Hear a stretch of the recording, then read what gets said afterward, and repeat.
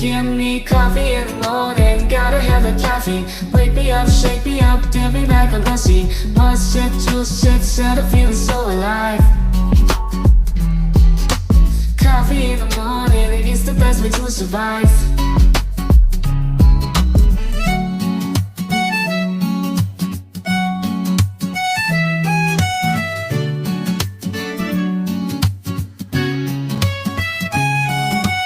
Woke up in the morning, sleepy eyes yawning.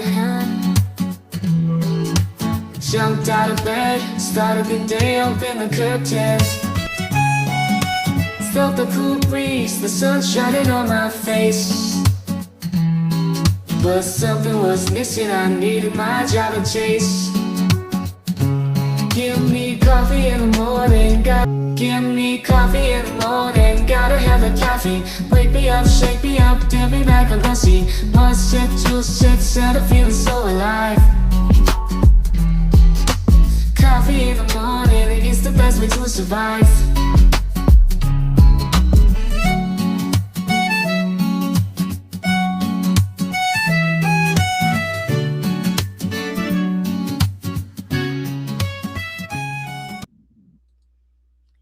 Welcome in, everybody. Welcome in. Can you hear me out there on the YouTube lands, the YouTube streets? Just can you hear me? Just nod if you can hear me. Well, don't nod because I can't see you. So type it in chat. Let me know you can hear me. All the things, and welcome in. And if you can hear me, y'all know, well, those who know me know I don't really care for the clocks and the calendar thingies, but I do know that it's not morning. I'm just too lazy to come up with a evening coffee song. It's a lot of work. I'm a little bit lazy on that part. But I think we're very accustomed to our little catchy tune there, so we don't care if it's morning, noon, or night. Every time is a good time for coffee and crime conversations. Am I right?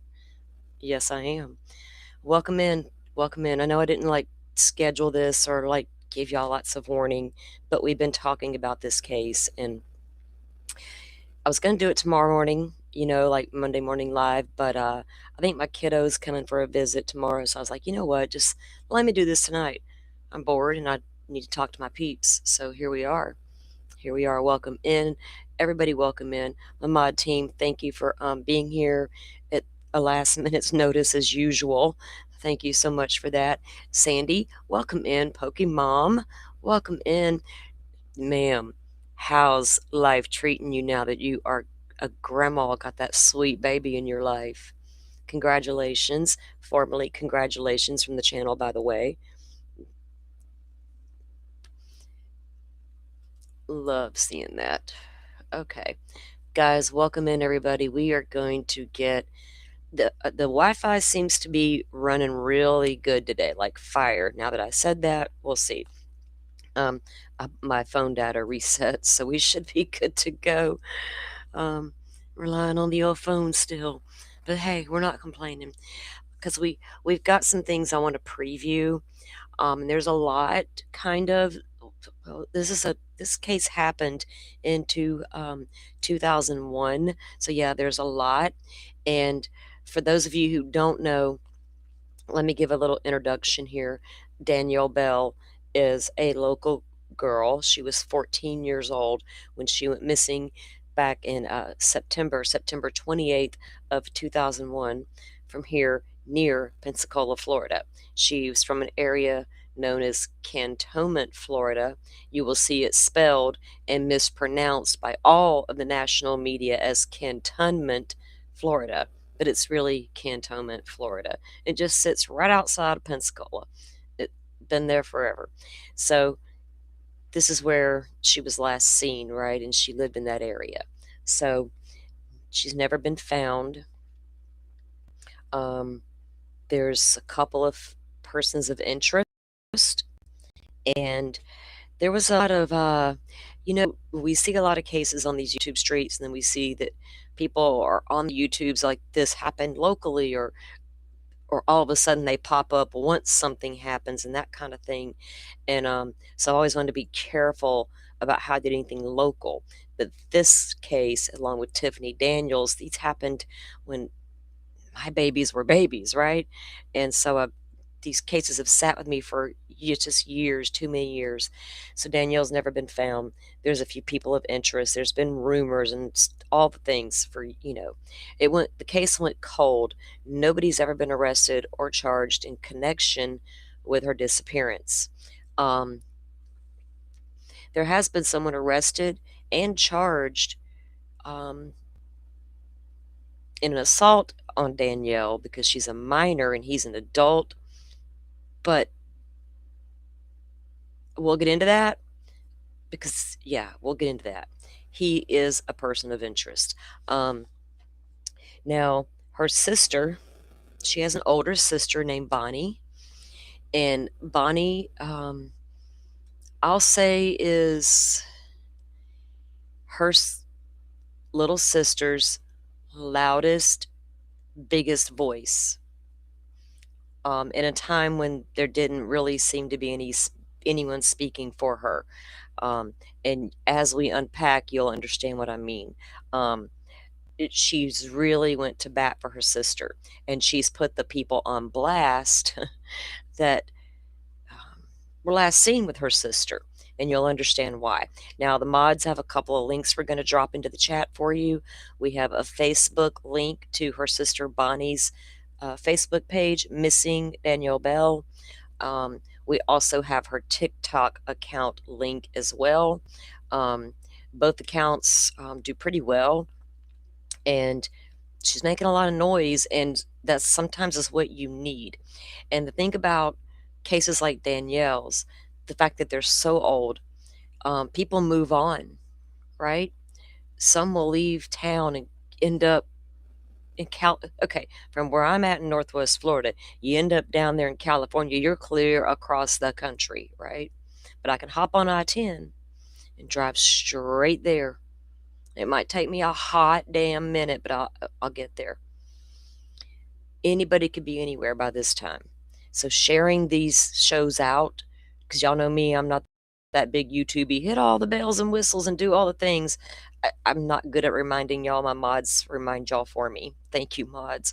But I'm going to ask you tonight to do that so we can get this out there. There have been some podcasts that have covered the story. One of the things we're going to review tonight is a piece that News Nation did. I believe it was back in February of this year, and they interviewed Bonnie. And I just thought it was a good time to get to know Bonnie a little bit here and get some backstory, because on the 18th this week, is that Thursday? Well, y'all know me and my calendar situation. On the 18th at 7:30 p.m. Central, we are planning to do a show and have Bonnie on as a guest to come and talk about Danielle, tell us about her and what we think may have happened to Danielle. And I don't know that it's going to take people coming forward, right? Because if there was evidence, like by nature, if there was physical evidence to tie somebody to a crime, I think after all these years, there would have been more movement than what we've had. We've had a little bit, but not much. So thank you all for joining in. And please, just like, thank you for coming in on a Sunday night. I hope y'all had a good weekend, by the way. Did y'all have a good one? I relaxed. I did. I just relaxed all weekend. Did some research as well. Actually, I did do some research, so that's relaxing for me, though, right? Reading some documents, doing some research, and all the things. So, speaking of research, oh, before I say anything, I don't get into anything political here, and I don't even intend to this to be that. It's sad you even got to say that before you say anything. It's ridiculous. But last night, I'm sitting here chilling, and I see what was happening at Brown University. And I jumped on the scanner, and I'm listening to what's happening in real time with rescue personnel staging around that scene. I knew where they were located. I was on the map checking out exactly where they were at. I was like, holy cow, listen to this. It was a lot. listening to what those first responders were doing, how they were moving, and how they were communicating with each other, and how they were saying, "We can't even get in that building. There's no cops here." Right? And I was like, "Oh my God," you know, it was a lot. So, lots of prayers for anybody that was affected by all that. And then I saw what happened over there in Australia, and I was like, "Holy man! No wonder I stay at home." Maybe that's the root of my problem, and I just don't realize it. I see too much. It's overwhelming.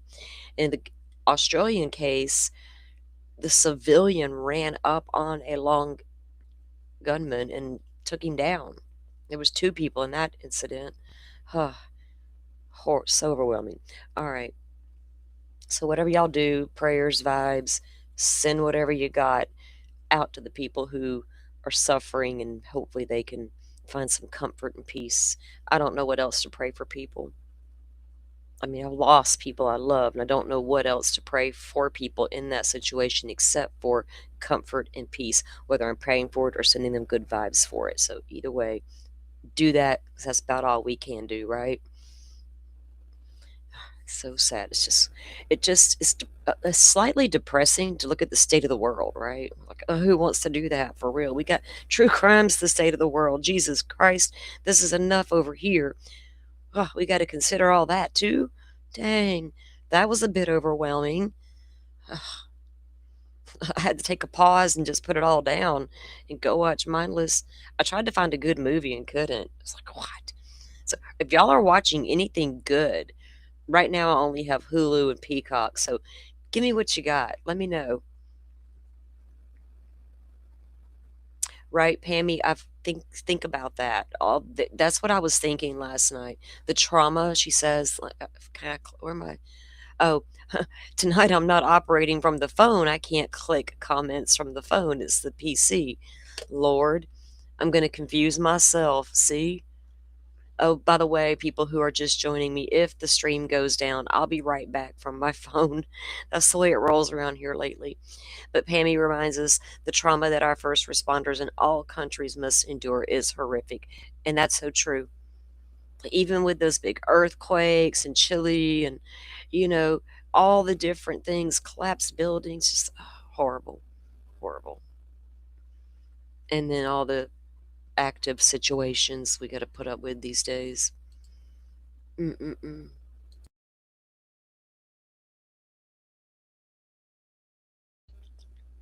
Okay, so we know that Chris McDonough, well, I don't know if all of y'all know, but we here know Chris McDonough from the interview room.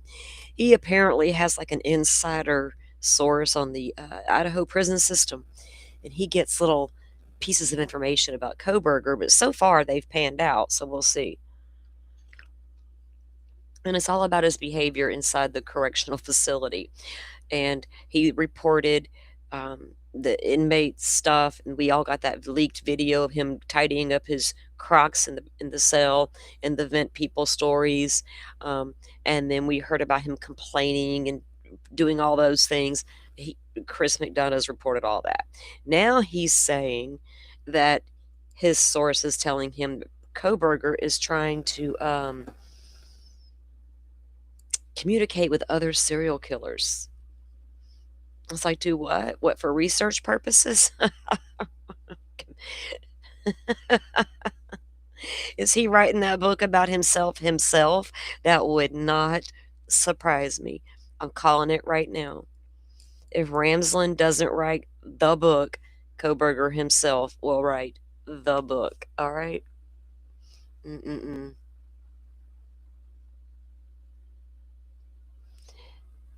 What? Stranger Things.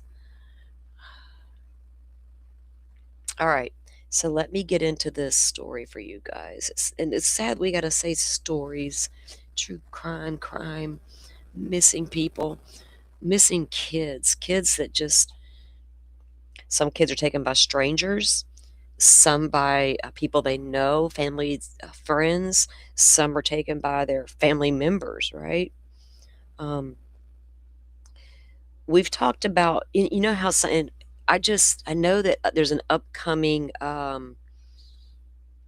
Well, it might be out, I'm not sure. I think it's on Netflix. Elizabeth Smart story, right? And I knew that there was going to be a new one coming, and I wondered when they were going to talk about a lot of this because it really bothered me back when all this was happening, because it was the first time in real time this kind of stuff played out for me to see. And this was years ago, decades, right? Before social media. So Elizabeth Smart disappears. For 9 solid months, this child is gone. Fingers are pointed at a lot of things. At a registered offender, like heavily pointed at that offender. His backyard was dug up. It was a whole. There was a lot. He had a lot of threats against him. Media, I think, spent I couldn't even tell you how long, months and months stalking that man, right? Just every time you turned around, it was there. Finger was pointed directly at her dad. He had to do it. He lived in the home. He was the last one to see her. What about that Mormon man made you think that because he was a Mormon? Oh, the fact that a long time after he was suspected, he came out as a gay man. None of that had anything to do with any of it, right? But it gave the public something to talk about, a lot to talk about. Meanwhile, the man who really had Elizabeth, kind of like maybe the person who has Sebastian Rogers. They enjoy it when the eyes are all on something that should absolutely not be on, right? And I never thought Ed Smart did anything to Elizabeth Smart. I watched that man break down on national television multiple times. Like, what did they want from that man? I couldn't understand what the public wanted. What else could he give y'all to say, I didn't take my daughter? I didn't harm my daughter, right? So you fast forward, Elizabeth's little sister was in the room that night and heard the man say, she heard him talking because he threatened, right? But she didn't remember who it was. She finally remembered months later that man's voice and who that man was. And lo and behold, that was the man who had Elizabeth Smart the whole time.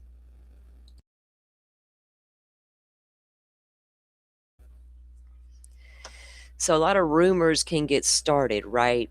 And there was so much time spent on Ed, and I forget the other gentleman's name that the offender that was so looked into. I think they're going to talk about all of that in that documentary, right? Because really, I understand the man was a registered offender. That was horrible, and I'm like, yes, look into that man. But what was done to him after that search of his backyard was done was crazy. Um, it was wild. We'd never seen such, right? Nancy Grace made sure we saw all that stuff, like all of it. So you have to be careful with all the rumors and finger pointing. And sometimes, though, the parents are sometimes responsible and sometimes they're culpable, right? If they're not paying enough attention. And we don't want to just like go out of the gate and say, well, you didn't pay attention. Your kid disappeared, then you didn't pay attention to your kid. I got 4 of them. I know how fast one can get away from me. That doesn't mean I was perfect. That don't mean I didn't lose one for about 30 minutes, because I did. And within minutes, the whole entire neighborhood was looking. Within minutes, the police were already on the phone when they were already found by that time. The 2 little girls, my little girl and the neighbor kid. Yeah. In the neighborhood of all places, still. Thank God. But it was like that 30 minutes was the scariest 30 minutes of your life because you don't know. But I'm not a panicker. I don't go jump to the worst and fall onto the ground doing all that. No, no, no, no. Uh, I gotta focus. I got kids here. I got one gone. I gotta find her. I gotta do these things, right? I can do all that. Break down shit later. That's what I do. Break down later. He was accused for so long. But okay, so with and we've seen it time and time again now. We got Pamela. Smart, right? That was Frick. That was her last name. So we got Pamela, or not Pamela Smart. That was the teacher. Oh my God, my mind just went to her. The shit, y'all. Susan Smith. Oh my God. Why did I think because that's the smart name. I saw Pammy. Maybe that reminded me of Pamela Smart. Sorry, Pammy. No, no, no offense. Um, so Susan Smith comes out on TV and cries about how that black man stole her car and her babies were in it. Help me find my babies. And the whole time she drove the babies into the lake because her boyfriend on the side didn't want them babies. Jen Soto allows a monster to move in, all the way in. Red flags, right? It's hard to think about how a child wouldn't be your everything. So go back to Danielle's story now. What does it got to do with anything? When Danielle was reported missing, um, it turns out that her mother knew of the man, and I'll say man because he was a grown man that Danielle hung out with and turns out was having a relationship with. And she was 14 years old, he was 24. So we're going to get into the the gist behind that. So let me start out with, let's see if we can get this to play. Now, I'm going to stop and do some commentary during the News Nation piece because um fair use and all that stuff too, but kind of guide you through what's going to be said because there's going to be a lot that's being unpacked all at one time almost. And we've got some other things we can look at. I got, the area she was last seen in. Now the house that she was last seen in was a party. Um they went back to that house. Let's see. I think it was in, when was that search? They went back and searched the septic tank, right, to the home where she was last seen. It was 2010, I believe it was. I have an article. Let's see. Let's take a look at that first. Kind of get familiar with this a little bit.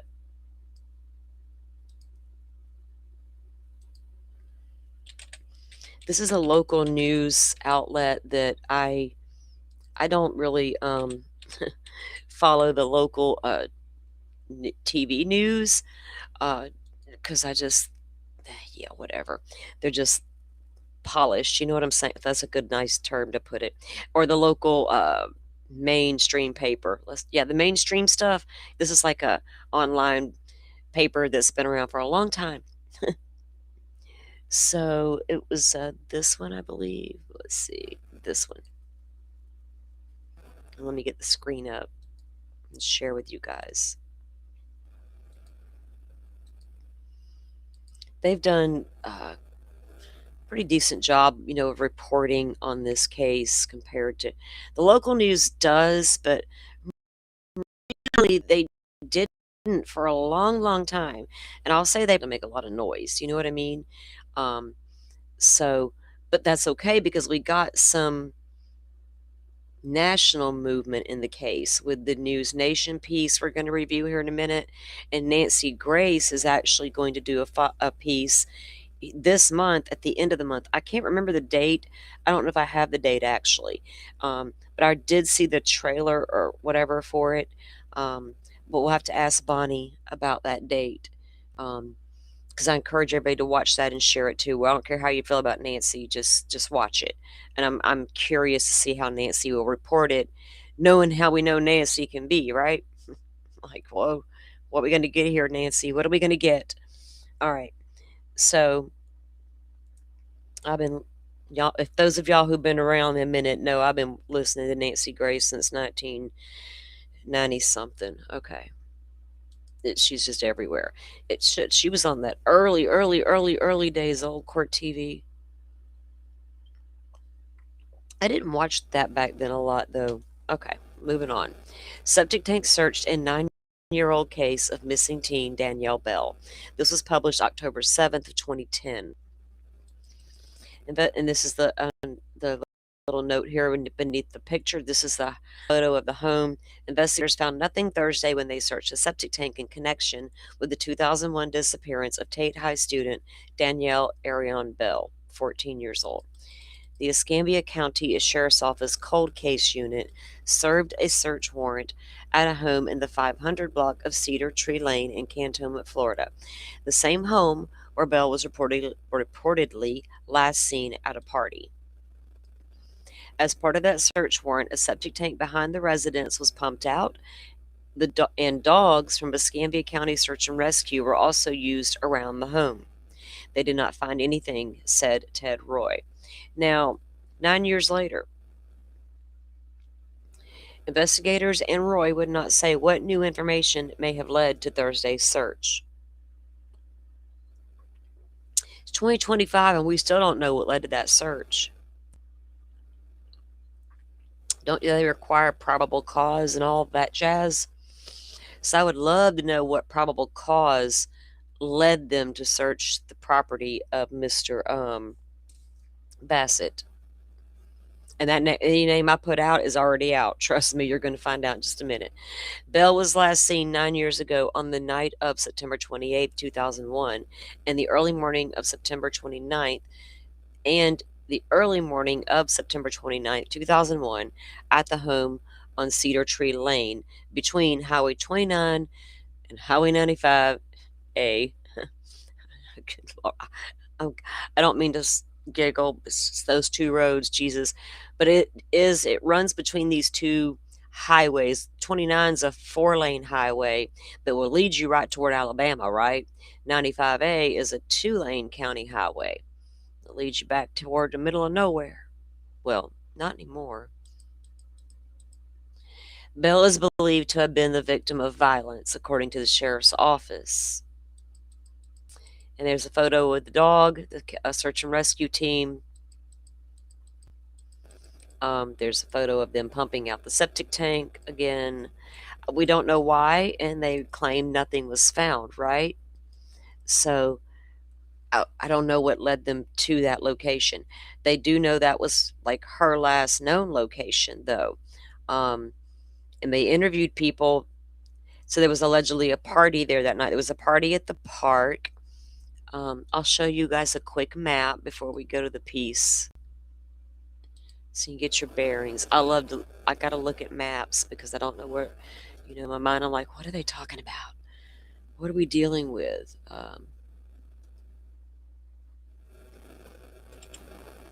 In like these cases, I know their towns better than I know mine half the time. Oh, which reminds me, let me finish doing this.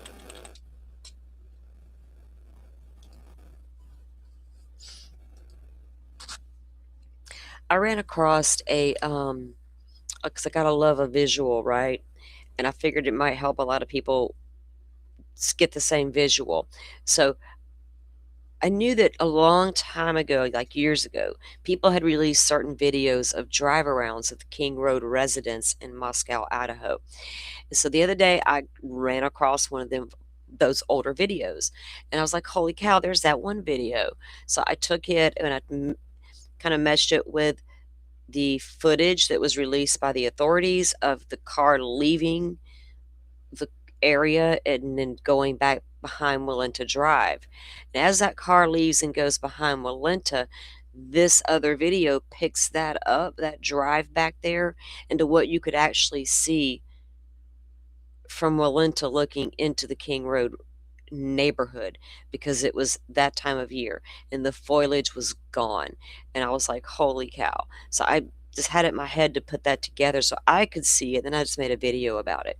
So you guys go check it out. I dropped it earlier because if y'all are like me, you need a visuals always. It was kind of creepy because you can get the feel of once that car leaves the neighborhood and goes back behind Walenta and then that video picks up. Now imagine him driving that path looking like that video is going to show you. It's like, wow, you freak. So crazy. All right, so let me get this image for you guys. Now this has changed. If I can get this to work right with a damn with this, okay. Um, the porch and all, there's a screen porch added anyway. This changed a little bit, but this is the home. It's not his home anymore, I don't think. But this is the dirt road, right? Um, that it was on. And there used to be a park, way like a small, just chill out park down there. And there was allegedly like a hangout going on down at this park. And then they ended up back at the house here. And this was the last known location.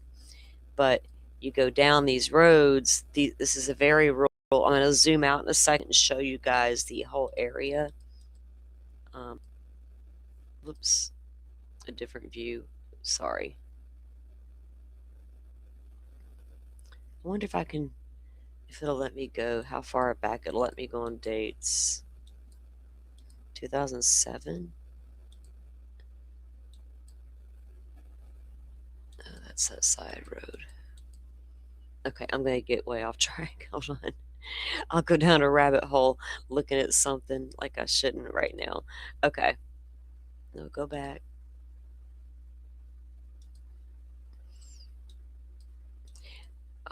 But it's quiet back here, right?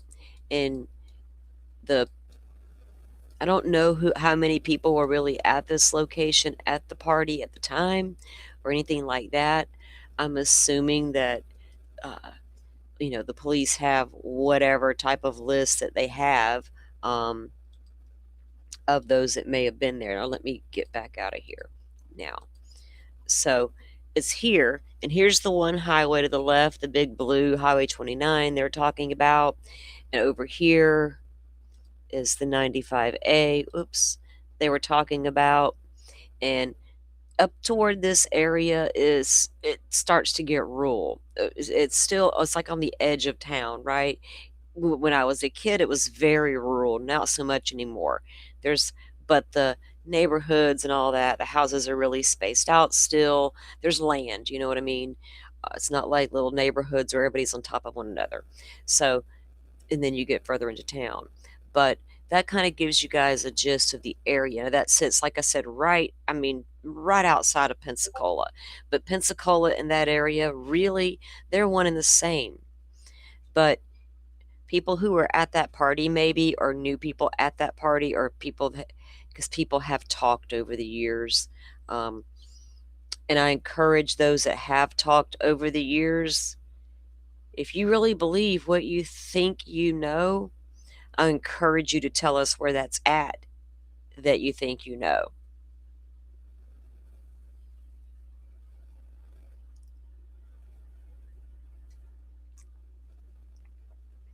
Okay. Welcome in, Sirius. Welcome in.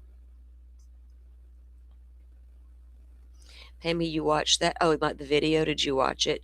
Did it help get a little visual? I don't make the videos too much because I don't know if people really watch them. It can take a hot minute. Just to edit a little 3.5 minute video can take me a minute. I'm like, I don't know. I don't know. But thank you. I appreciate it. For those of you who do go watch it, give it a like and a thumbs up. Why not? Okay, so let me pull up this News Nation piece and we'll start watching that. And again, we've dropped the links to Bonnie's Facebook account, Missing Danielle Bell, as well as her TikTok account. Um, I encourage you guys to go watch them. And I am kind of like, I probably got a lot of questions for Bonnie. Y'all know me.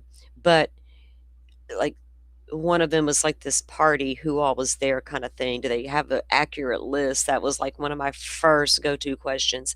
But if you guys think of anything, right, any questions that you can think of between now and the 18th, I don't want to inundate her with questions, but we'll try to get in the good ones. You know what I mean? If you guys have some, let me know as we move through this case.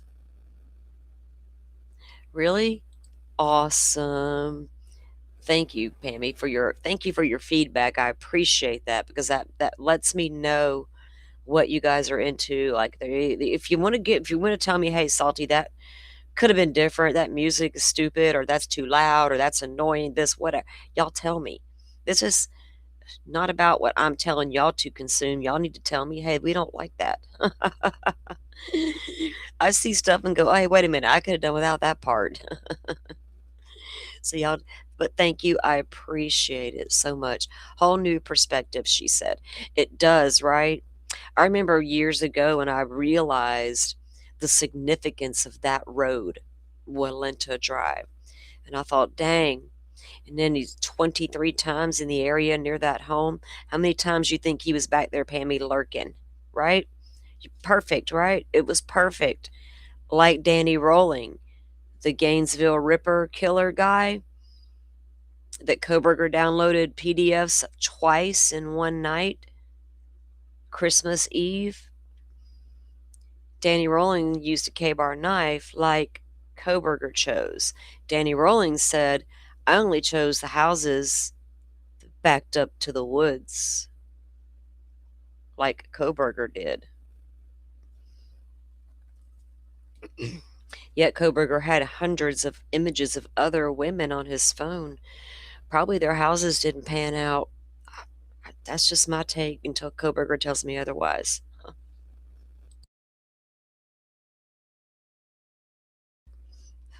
Cops said very early on the house was the target.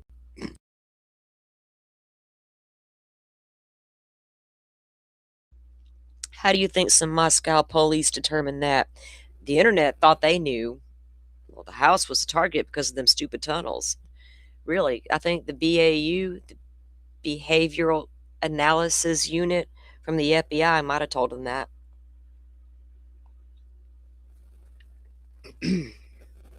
But that's a whole other show.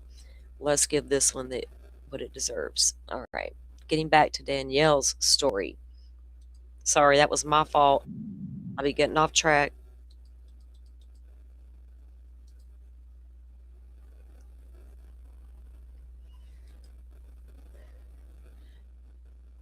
Y'all, I heard, while I'm getting this pulled up, I heard an insane story on this, a news piece I watched over the weekend, um, about how drones are flying over prisons and dropping things in, right? I'd heard about it a few months ago, kind of read something about it. I saw it again, and I'm like, holy cow. And they were going through the things that are being dropped in and how it's become a whole thing and it's dangerous and all the things. Y'all, it is dangerous because they're getting dropped in some serious stuff. But you know what one thing was they found? They got video of the drone coming in, video of the drone dropping it. And you know what was in it? Other than the carton of Marlboros, a damn steak and some carrots and a couple of potatoes. Where do y'all think they were gonna cook it at? In the kitchen? Do they have free roam to just, oh, let me go out here and get my drone delivery dinner and go in the kitchen and cook it? What the hell? Are they cooking steak in their cell Pokemon?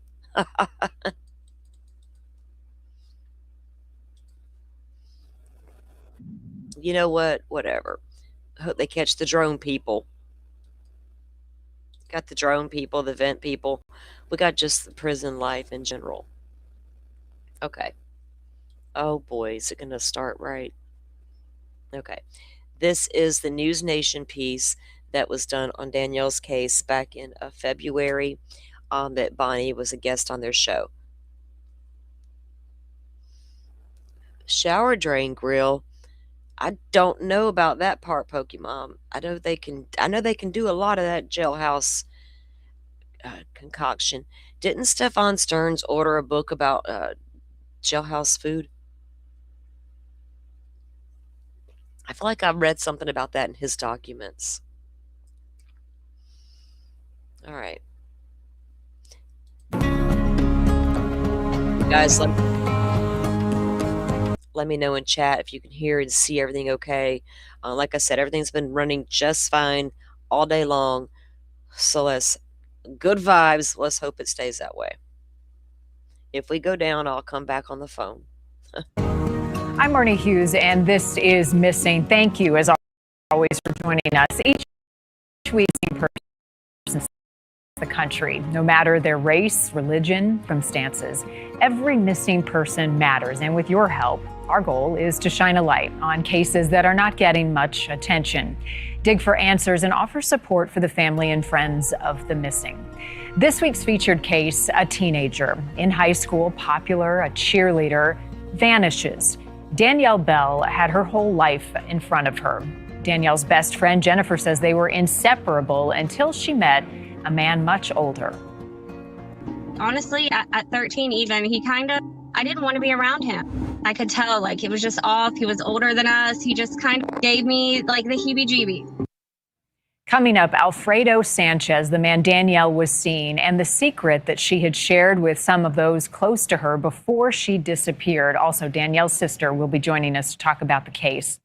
Before we get to that, we've got several other missing cases we want to share with you. First, Bill Wolf thought someone was chasing him. His wife, Cynthia, called 911, and Bill took off. That was in July of 2024. Bill is 65 years old. He's from Chesapeake, Virginia.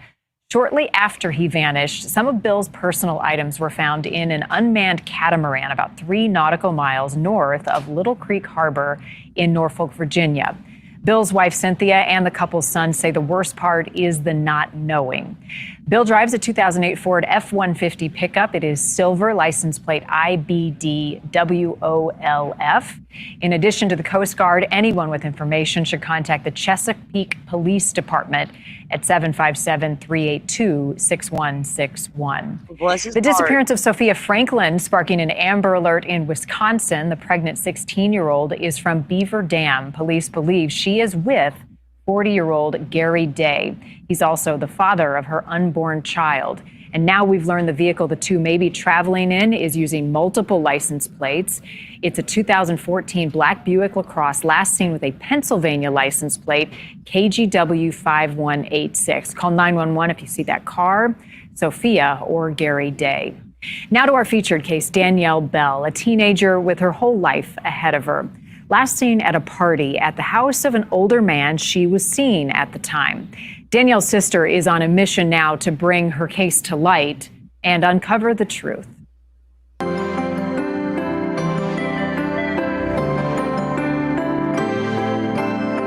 My sister. How's the sound, guys? It's not cutting out or anything? Everything's flowing okay? Lucky mom, they wanted rare, so they probably ate that shit raw. Ew, I'm a well done kind of gal. All right, I'm just going to make sure good to go in chat. All right, I'm going to let this play for a moment while I grab fresh coffee. Was the outgoing one that had a lot of friends. She was a cheerleader, and she liked meeting new people. One of the last times I saw her, we had our photos taken together on Pensacola Beach, and we just had a great day together. Danielle Bell, only 14 at the time. The photo now on a missing poster. And to me, that if you're from here, you know. So she hangs out with her sister that day on Pensacola Beach, and back there, everybody was going out there taking the photos in the white shirts and the blue jeans, whatever, and they go out there together and they spend the day doing this, and that ends up being the photo. So when people look at Danielle, I think people ask me, "Are you sure that girl was 14?" I'm like, yes. That's why I tried to put a picture of her on the thumbnail also that represented Danielle as Danielle, right? This is Danielle too. But this was Danielle at the beach with her hair and her makeup, with her sister getting her pictures made. And then that ends up being on the flyer. Now, they have an organization did create a new flyer for Bonnie that she has sanctioned. I did get a copy in the email. I don't think I got it on the PC downloaded to uploaded that. I think I put it on the community tab though. I think I shared it there. But I will share it. So there isn't updated, but this was the one by Florida Department of Law Enforcement. So getting back to it. I just remember her promising to call me the next day. Danielle's best friend remembers the happier times. We talked every day. We were almost inseparable until she started dating Alfredo. Alfredo Sanchez, who was 24.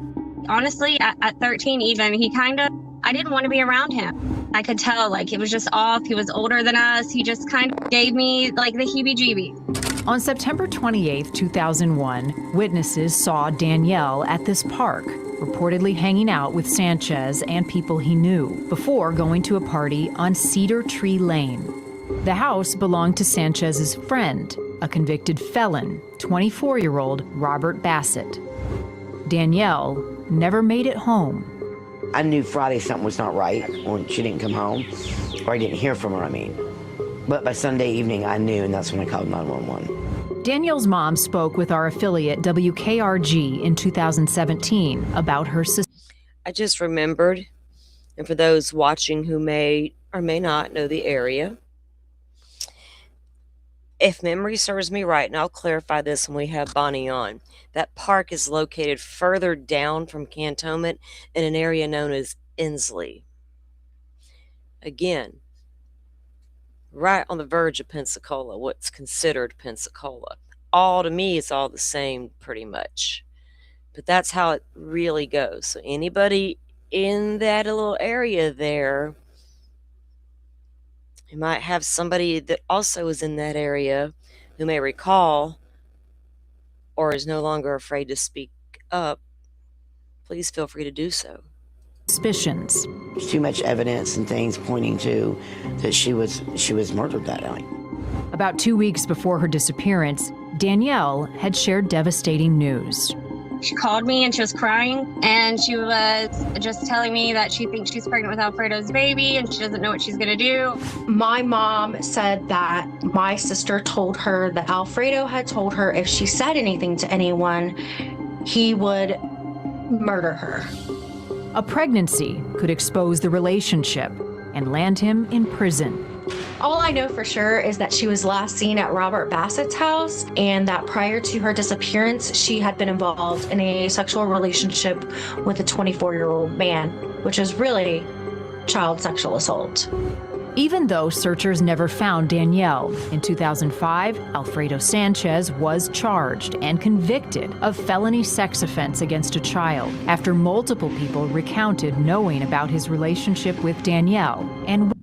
Okay, so there you go. He's charged, right? He's charged. He's on the FDLE website. He's a registered offender. All the things. We can look at all of it. And even without her, he was charged. And there's 2 counts, and one of them is for Danielle. But we can't get to her disappearance. We can't get to that level. Wonder what's stopping us, because we don't have a body? Witnessing them together. Robert Bassett is currently in prison on unrelated charges, including felony battery. Neither man has... Okay, that guy Robert Bassett on the right, remember the house that we looked at, they searched for the septic tank? The house the party was at, that was his house on the right. The guy on the left is Alfredo, the guy that Danielle had been dating. Now, you're going to find out in a few minutes, Danielle's mother was quite aware of what her daughter's relationship was with Alfredo. And it was reported that Danielle did think she was pregnant. I honestly don't know if Sanchez knew that or not. We have no way of really knowing, I don't think, unless her friends knew that she told him. I don't know. That's the whole thing. I'd have to talk to Bonnie about all that. But these are the last 2 people she was with. And turns out the guy on the left there, Alfredo Sanchez, was more than just the older man she was dating. He was a dealer, and he would supply those deals to Danielle's mother.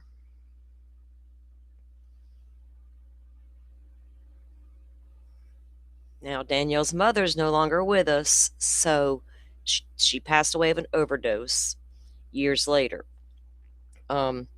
You will learn throughout this process that Bonnie feels some type of way about their mother. So I just wanted to put that out there ahead of it. because you're gonna, I mean, you might be going like, what? So that would be why that it came to light that she knew, right? She knew, and she didn't stop it. And she didn't even report her daughter missing right away. Has been charged in connection with Danielle's disappearance. Over the years, sporadic developments. In 2010, police searched the septic tank at Bassett's home, where Danielle was last seen. They wouldn't reveal what led to the search, only that they didn't find anything. In 2012, human remains were reportedly discovered off a dirt road near Alfredo Sanchez's home, but determined not to be Danielle's. Hi, my name is Bonnie, and my sister Danielle Bell has been missing since 2001. Now, more than 20 years later, Danielle's sister is on a TikTok crusade. Because I am chasing and tracking down every single lead. She's critical of the sheriff's office handling of the case and is now pushing for a new agency to take a fresh look.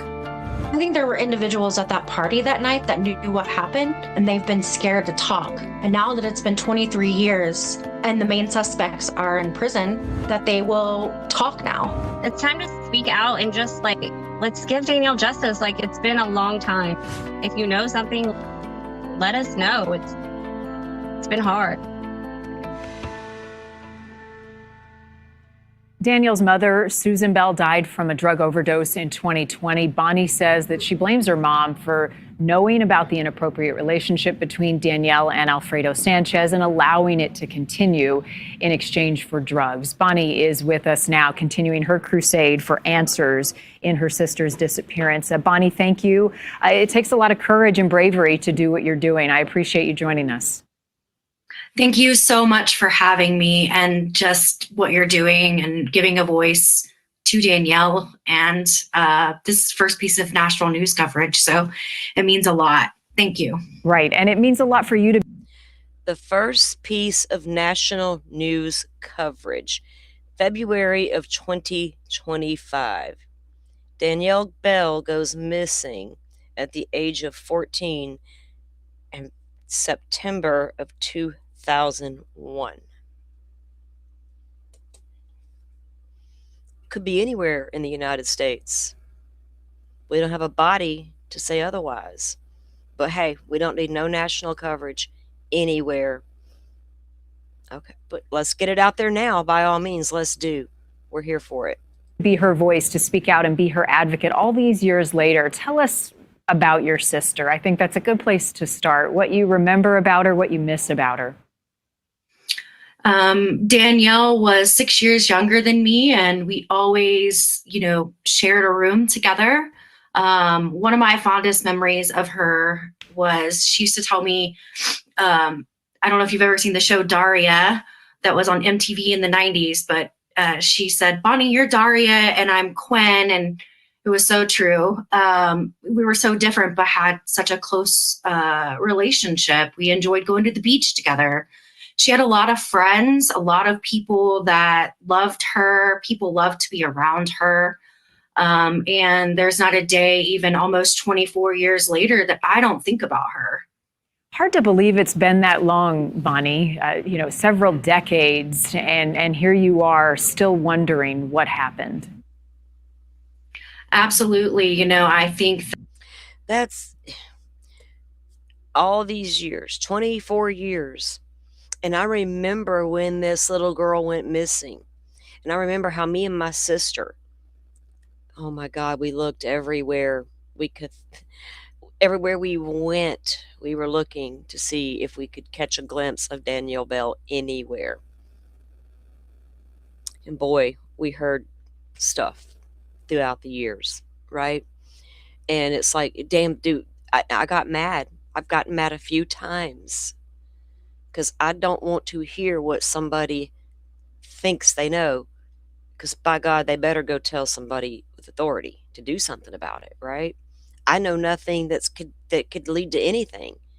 Nothing outside of what Bonnie knows and has heard, right? And I'll just say this. There has been rumors to things like, two of the biggest, people would say things like, and this a little graphic, but Bonnie's aware that there's a pig farm involved. Now, people are like, just go find it. Well, we're not talking about a sanctioned pig farm. We're talking about some pigs in somebody's backyard. They're not going to be able to go to a map and type a company in or a pig farm place and pull it up, right? It's not working like that. 24 years later, right? How many people in that area then had one in the backyard? That's one of my biggest questions. And I understand what may be the only thing left. But by God, if it's there, it's there. If it's not, it's not. We searched the septic tank, right? There's also been one out there about a wood chipper. Where the fuck's the wood chipper at then? Don't you know what I'm saying? There's no point in saying all this stuff. And nobody's ever said it to me directly. I know nothing. I don't know anybody that would have known anything. But I know that's the rumors that have been out there, and it's been crazy that people would even put it out there and talk about it without saying more. That's aggravating, and it's uncalled for. And why would you do that? Why in the hell would you do it? And if you couldn't do it 24 years ago, maybe now you have a conscience. I said it wrong. Maybe now. That the facts in Danielle's case speak for itself. I believe that this case can be solved. We just need the right set of eyes on it. So part of my motivation to continue is to get those eyes on it. And so just telling her story and asking those that are way smarter than me to help. I've talked to podcast creators, retired detectives that have taken a look at the documentation that I do have. And we all believe that it can easily be solved through either re-questioning the suspects or, having new eyes look at it. Right, and sharing it far and wide. I want to talk to you, Bonnie, about some of the interactions between your mom and this older man that your sister was seeing, Alfredo Sanchez. At one point, your mom was interviewed and said she believed that your sister, Danielle, was murdered. Do you share that belief? And tell me about any interactions your mom had with Sanchez. So I do believe that Alfredo Sanchez and Robert Bassett murdered my sister, and they know where her body is, and I want them to tell us. I know that my mother was receiving drugs from Alfredo Sanchez. I also am aware that after my sister told my mom that she thought she was pregnant by Alfredo Sanchez, that Alfredo Sanchez was indeed around my mother and my sister. Okay, so a little backstory about that. You've heard what she just described that was happening between Alfredo and her mother. Now, Bonnie had moved out. She was of age now. She 18, 19 years old. Danielle was not. So she was at home with their mom. So when Bonnie moves out, she didn't see Danielle every day. She found out about 2 weeks before Danielle went missing that this guy, Alfredo, even existed in their world. And she called her mom out about it. What's up with this dude, right? And I'll let her explain more about that. And I think she gets into it a little more here. But then she learned more about him, of course, after Danielle goes missing. We find out more about him. So it's a little bit. So she didn't really know what all was taking place in the home daily with Danielle. And when she took Danielle home that day after the beach, on the way home, she'll tell you that Danielle wanted to call at a payphone to stop at a payphone to have her friends meet her at the house to pick her up. And Bonnie's like, no, I'm taking you home where I got you from. And then he comes over after that. So because I witnessed it 2 weeks prior to my sister's disappearance. I can tell you that my mom was a heavy meth addict. I think back to some of the things that she said over the years, and she was always apprehensive of me doing podcasts and national media. Looking back over it, and it's almost heartbreaking to think about the level of selfishness that my mother possessed. And that, I believe at the end of the day, she was aware of the relationship between Danielle and Alfredo. And she either at least turned a blind eye in exchange for drugs. And my sister fell victim to not only Alfredo and Robert, but her own mother. Fell victim to him and the mom. And I get it, especially with their mom. But this picture here, I love this picture. It's on their Facebook profile as well. This is Danielle and her sister Bonnie here when they were younger. And I thought, man, to walk that journey for all those years. Most of you who watch the show and know me know I've lost a child, but I've always said that's 20 years for me, I guess going on 21, but I know where my child is. And you learn to live with stuff after all these years, but the not knowing, I could not imagine that, right? Rachel, I think what year did her mom pass? It was I have to look at my notes again. I can't remember the exact year. It was several years after she disappeared. Do you believe, Bonnie, that your mom knew what happened to Danielle? I don't know that I believe that she knows where or knew where Danielle's body is, or that she was a participant in that.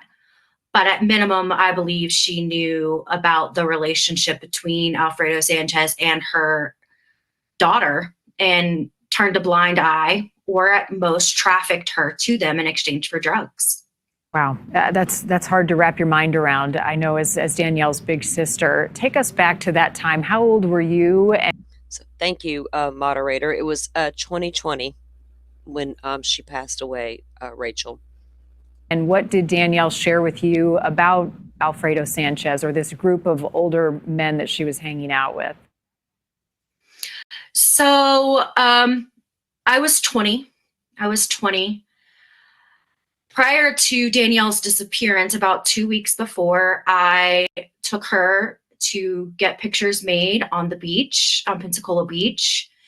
And on the way back home to her house where she was living with our mom, she asked me to stop at a payphone so she could call her friends to come get her. And I told her, no, I will be taking you back home to where I got you. Oh, no. Oh, no. Well, while I was there, I heard her ask my mom if Alfredo could come get her. This is the first time I had ever really heard of Alfredo, and he ended up showing up at their house. It was a school night. It was like a Sunday night. It was later in the evening. Sorry. And when he showed up with two other men that were around his age, much older than my sister. They were my age. So I started questioning my mom as to why she was letting my sister hang out with these older men. And not only that, but go off with them in the evening time on a school night. And my mom told me, that she knew Alfredo Sanchez and he was a good guy, and that it was okay. And my sister, of course, got upset with me, told me to mind my business. So we got into an argument, and that was the last time I saw my sister. Wow. I got Damn it. That's hard to sit with, right? If you're in that situation, because especially if you're just finding all this out and figuring it out, what's going on. If there had been just a little more time, And trust me, the coulda, shoulda, wouldas are going to be there. But let's put that aside for a moment and go back to women red flags, right? And the choices people make when they're having we unpack too many stories here where kids are just subject to whatever the hell their parents are doing. And I'm not, I don't think her mother knew he was going to do anything to Danielle, but you allowed her to be in situations that weren't good for her. I'm telling you right now, I was raised up in this town, not far from this area.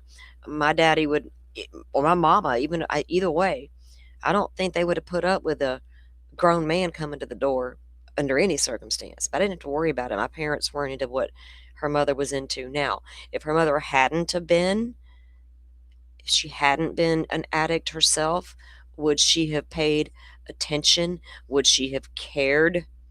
Is it like a Jen Soto moment where she's a detached mother, or a moment where we have a person so addicted they don't really have clarity what's really even happening, or the care to care? Do you know what I'm saying? And that's sad for the kids.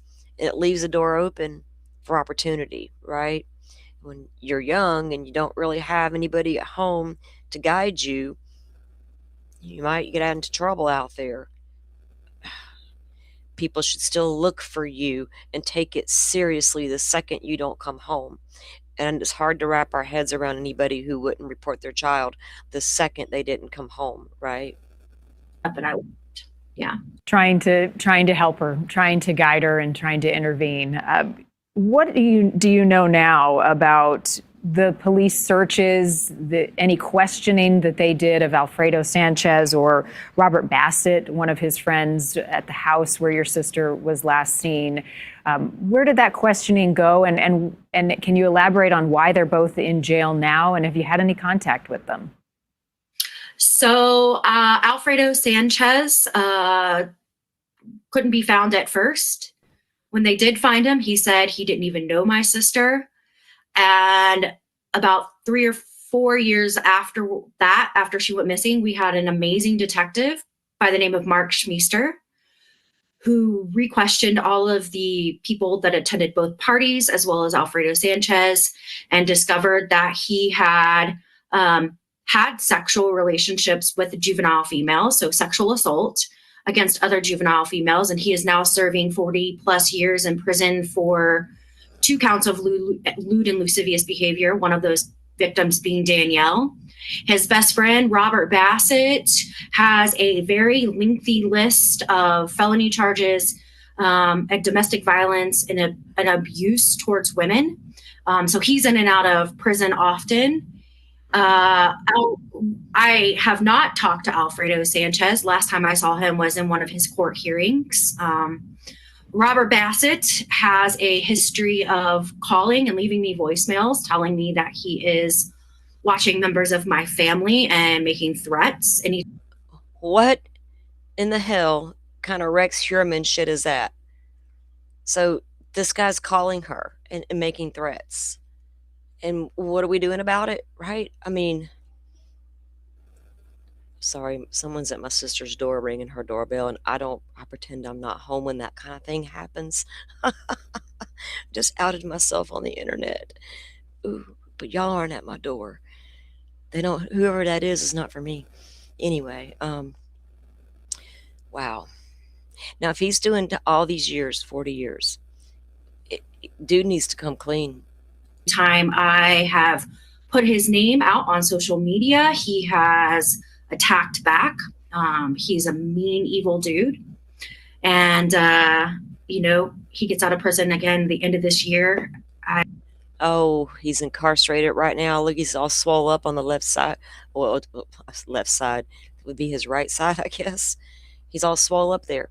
Gets out of prison at the end of this year. Is he doing his pushback from prison, or did he do it before or after? Because in that piece about the drones coming in, they were getting their phones, and then they were calling women doctors and stuff. And I don't know, I got to figure out what the scam was, and scamming them from prison for thousands of dollars. And when I heard the recording of one of the scammers calling the people they scammed, you could straight up hear in the voice, this is an uneducated person on the other end of that line. Who is getting scammed by that person? What is this dude doing? Harassing her because he's mad at her for putting his name out there, right? Well, your house was the last one she was seen. They did search your septic tank and all. So push back, here we come. I believe. Which goes back to my earlier comment. I think it's courageous and brave that you continue to speak out on your sister's behalf and you're on this crusade. What has come of you spreading the word about your sister's disappearance on social media, on TikTok, and what has that brought to you as you try to draw attention to her case? Well, over the past 20 some odd years, I've been posting on Facebook regularly. I started posting about her on TikTok couple years ago. And that is the most traction I've gotten. Where people have shown care and concern and helped me make connections with podcasts, even News Nation. If it weren't for TikTok, I don't think I would have been able to record the podcast. I think I'm up to 8. The goal this year is 10 podcasts about Danielle's case.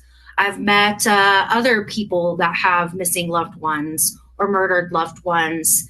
And I've created a community around me of people that show care and support and have, given me the drive and motivation to keep going. I mean, this is not, as you said, it is kind of scary sometimes, but I've never been one to back down from conflict. And at the end of the day, I feel like my sister deserves, to have her story not only, figured out and solved, but her story told at a bare minimum. At a bare minimum. Man. How many people spend 2 years on one case trying to figure out what happened? People still trying to figure out what happened to Sebastian Rogers. And some of these cases don't get any attention at all, at the bare minimum. So please, guys, if y'all are watching, hit the like button, share this out. Because people scatter after many years. Think about it. She's 14. They're 24. How many other 14 to 24-year-olds were at that party? How old are they now? They could be anywhere in the country. If somebody out in LA or somebody up in New York or somebody out in the Midwest, Wisconsin or something, could be listening and say, you know what? That guy down the street, he had that one guy hanging out the other day, and I heard him say something. Bonnie, take me to 2010 and this search at Bassett's house, and then 2 years later, some remains were found. What came of all of that in the investigation? Yeah, so 2009, 2010, sorry, 9 years after she went missing, they finally searched the septic tank at Robert Bassett's house. They said they didn't find anything, but then again, I've always questioned, why would you wait so long? And yes, there were human remains found, which we did find out were not Danielle's. But, when we get these pieces of information and an unknown, like when we found out there were human remains, of course, it was near where she was last seen. We were anxious. We wanted to know if it was her. The communication, we found that out by watching the news. Found that out by watching the news.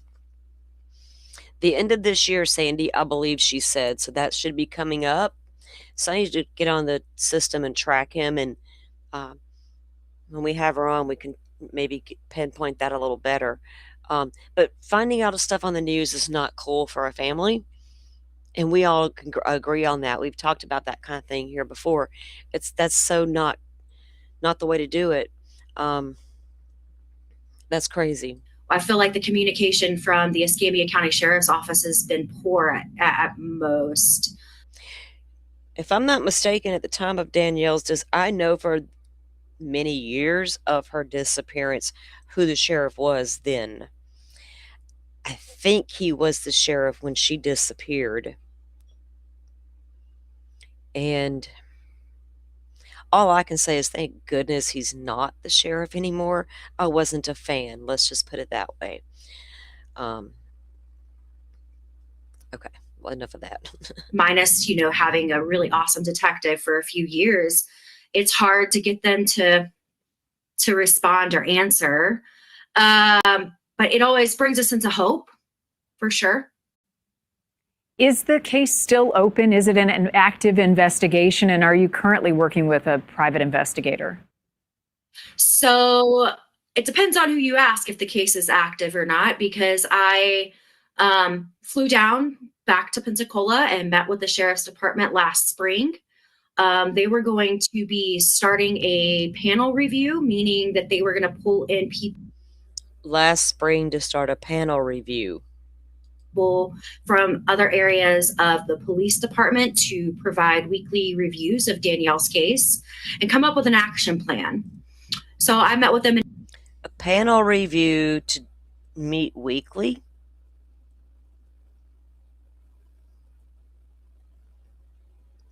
I wonder. In April, I believe, and I was promised by July 31st that they would have an action plan moving forward.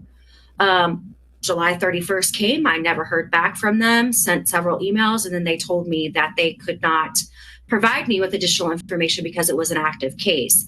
I have asked. Okay. I got such a hard time with this sheriff's department, and it's an active case. They say the same thing when it comes to Tiffany Daniels' case. It's an active case. How active is it? Them what their definition of an active case is, and of course, they haven't responded. It's incredibly frustrating, I know, for you. I wonder why they haven't responded. If they said they're going to do a panel review and they're going to meet weekly, and July 31st, and she's not heard anything, that's a little ridiculous. Maybe it's time to call them and ask about this panel review. Are they taking questions from the media? Oh, am I considered the media with my cute little Salty Sleuth Investigates name? Oh, they take me seriously. They better. I'm media, by God. Bonnie, as people watch this, if there were people who were in your sister's life around that time who have been scared to come forward, anyone who knows anything, what is your message to them as you yourself lead this investigation? So I myself have, kept my direct messages open on all social media platforms. I have asked people to email me, talk to me. I will talk to anybody that wants to talk. You're welcome to call the sheriff's department. I know that I have given them leads in the past and they have not followed up on them. So I'm trying to collect information myself. Even if you think you don't know anything that might actually solve the case, but you know of any kind of activity surrounding these two gentlemen or my sister, as far as I'm concerned, I want to know that information because there's nothing too small. You might have a piece of information that, will solve it. But if you were there and you know what happened to Danielle Bell, please reach out. Gosh, please do. Especially any other young girls that might have been there who might have been too scared to say a word about what went on that night in that house. Even if they didn't witness what may have happened, say what you know about really went on while you were at that party. I wonder how many reported the way he treated them and her and Danielle. It was, if they were intimidated, you're 14, you got a 24-year-old man who's not real nice, and his big-ass buddy who we know ain't nice, and they're real intimidating. Are you going to say a word? And if you're stuck in that town, in that community for years and years and years, are you going to say anything then because you're still afraid? I hope that the ones that are still around in that community don't feel afraid anymore, because I don't think there's anything left to be afraid of. even with Bassett being due to be released soon. I think there's going to be enough eyes on Mr. Bassett. Let's hope so. I need to get me one of them there Sprinter vans. Like, oh, a Scooby-Doo van, right? That, like, you'd stick out like a sore thumb. Jesus Christ. All I want to do is bring her body home. She deserves to be put at rest in a proper way, and her family, not just me, but the rest of her family, deserves to have those answers. Yeah. And that her life meant something. Before I let you go, Bonnie, what were your sister's plans for her future? She was young. She was only 14. What were her hopes and dreams? You know, Danielle really loved animals, cats in particular. She talked about being a veterinarian, and I wish she would have had that opportunity. I do too. Bonnie Bell, thank you for reaching out. Thank you for speaking out on your sister's behalf. And please let us know any updates in the case so that we can share it with our audience as well. All right, guys, that is Bonnie. Bonnie will be here on the 18th, 7:30 p.m. time. And we're going to have her on the show, talk about Danielle's case and the disappearance and these persons of interest. And it goes back to me, I've always wondered why they never caught the person who may have harmed Danielle. Where do these people go? Where do these young girls go when they disappear? Where did Tiffany go that night when she drove across the Pensacola Beach Bridge, or somebody drove her vehicle across the Pensacola Beach Bridge? It was found in the parking lot out there. And we don't know anything else other than that. Danielle goes to the park, goes to a party at these guys' house, and she's never seen again. And for years, I've been like, where are these two girls?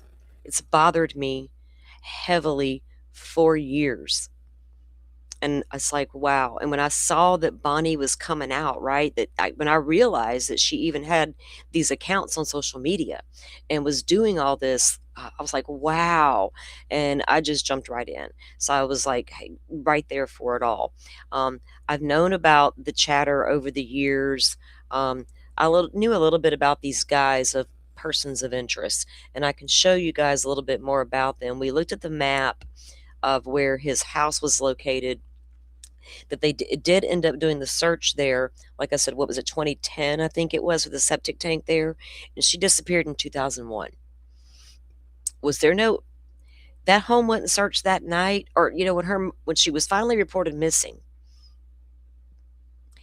and they became aware people were there, and they began to conduct interviews, and people said, yeah, she was there, we were all there. Why was that not a crime scene right then? Maybe, possibly. Shouldn't we have put up some yellow tape and done some things just in case? I don't even know if that was done. So that's another question for Bonnie. And here's one thing I learned from Tiffany Daniels' case. Her mom has limited information from the police department. And there was the Pensacola Police Department within the city limits, because Tiffany's house technically was in the city limits. But her car was found out on Pensacola Beach, which is technically the county. So now you got two agencies, and they're like, who, what, where? Nobody seemed to know for a while what agency was even in charge and doing what. It's crazy how these cases just kind of like, they're just gone, right? And you wonder over the years what could have happened to those girls. And then I realized their families don't know. That's really hard to sit with. And I just hope that they can find answers someday. And that's even sad to say it like that, someday, because damn it, it's been someday, right? It's been too long in both cases. Neither case, what is so hard to pinpoint what draws everybody's attention to a case, right? What makes a case national news? What gets these girls, these kids, I don't care if you're girl, boy, What gets them the airtime they all deserve, right? So let's try to help get that out there. Hey, Andy, welcome in.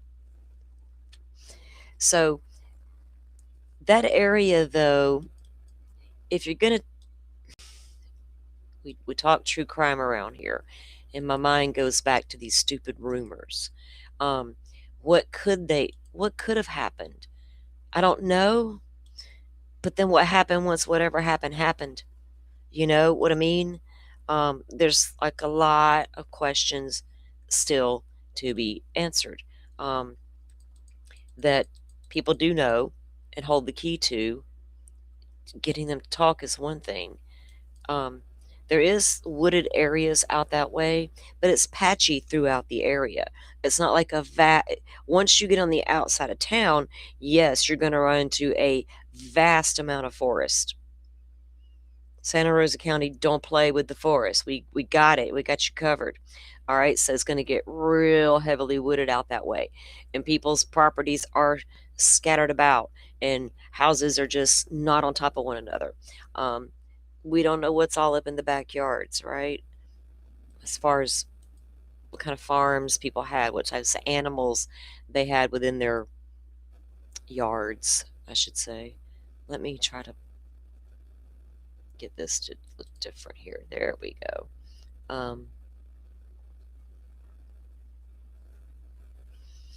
Because literally, if you look up certain types of farms, you'll find a few, but that's not, in my opinion, what happened. It's not like that, you know. So again, if you zoom out, though, you can see the woods right around the area, and there's a lot of communities, a lot of homes within the area. Once you get further out, you can go all the way out. You're going to get up into the wildlife area, management area. Whoa. Blackwater River State Forest. All this is way over here to this side. Still, within here, if you did something in a hurry, like not in a hurry, say something happened and like it just happened, you're going to think of something quick, right? Or you're going to try to. I don't know. And the sad part is we don't know.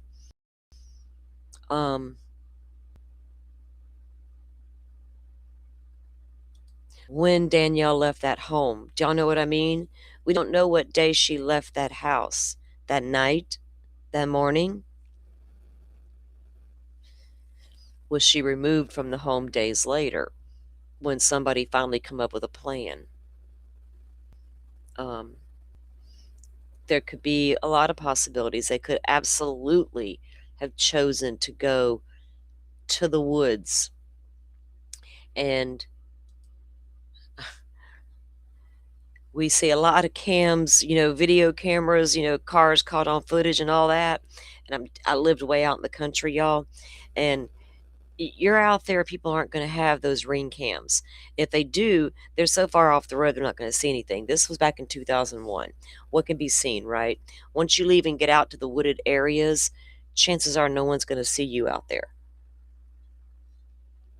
especially at night. And if you go and do something bad and you are driving down the street out toward the country in certain areas, you could absolutely throw things out the windows or jump out and it may never ever be found, right? So there's a lot of area that you could search, but you would start within the home.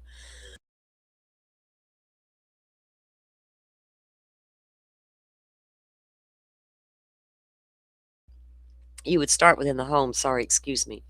Pokemom says her mom knew a lot, I bet. I don't know how much she knew about Danielle's disappearance or Danielle's murder, if that's what happened, which by now we know that's probably what happened. But she absolutely knew of this relationship that was inappropriate, and she didn't seem to mind.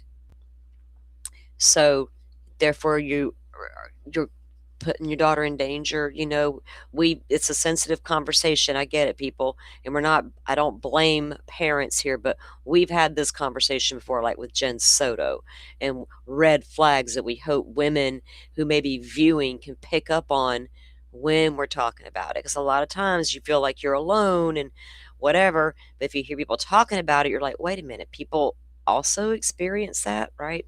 So, but yes, I think from what I do know of what Bonnie has said that I've seen her say, it appears she absolutely knew about the relationship, right?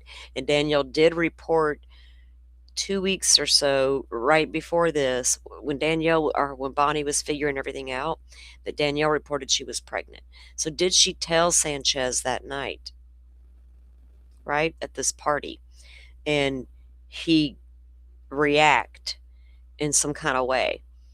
And did people hear things? Did they see things? That's my concern. Were they too young and too scared to speak up at that time? If you were, I'll give you that pass, right? We got another little child up there, a little boy, 30 years. 30 years that kid's been gone. Somebody in this town knows what happened to that little boy. That little black boy riding his bike wasn't important 30 years ago. Unfortunately, he was to me and my sister.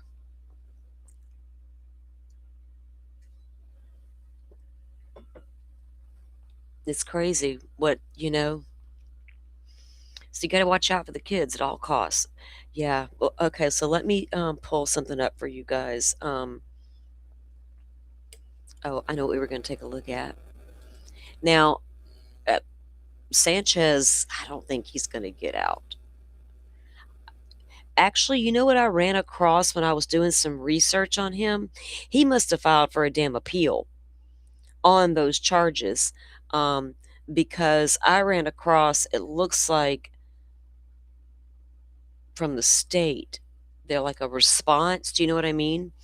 And I have that saved, but where was it? Because he had 2 counts of lewd and lascivious. Here, that's how we charge in Florida. 2 counts of lewd and lascivious behavior against juveniles. Then I ran across that in my research. I was like, what in the world? So I was reading that earlier, but I'll have to look. Like some people, their appeals, just like, why? I don't know why some of y'all do that. I get why some do. Don't get me wrong. We get it. Delphi and all, but damn, Alfredo, good Lord. All right, let me get this pulled up.